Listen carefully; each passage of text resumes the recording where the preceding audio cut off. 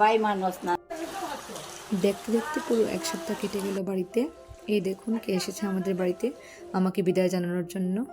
তো আজকে চলে যাচ্ছি ধর্মনগর থেকে আগরতলাতে আরও 4-5 দিন থাকবো, তারপরে আমাদের ফ্লাইট ব্যাঙ্গালোরের জন্য।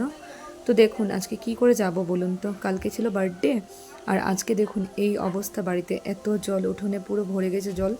জল কমার নামই নিচ্ছে না, উল্টো আরও বৃষ্টি হচ্ছে, আরও জল বাড়ছে।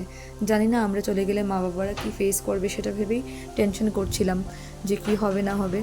যাই হোক, কোনো মতে আজকে চলে যেতে পারলেই হলো।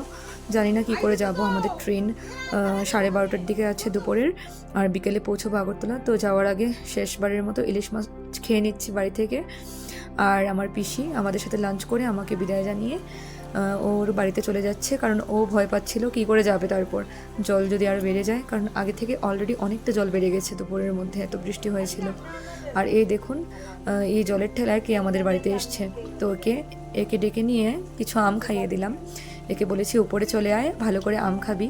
তো এই খুব খুশিতে আম খাচ্ছিল, ওকে বারান্দায় উঠিয়ে দিয়েছি আর আমের পুরো ব্যাগ ওকে দিয়ে দিয়েছি। তোর যত ইচ্ছে আম তুই খা, আজকে আমি চলে যাব, তুই আমার সঙ্গে দেখা করতে এসেছিস, সেটা ভেবেই আমি খুব আনন্দিত।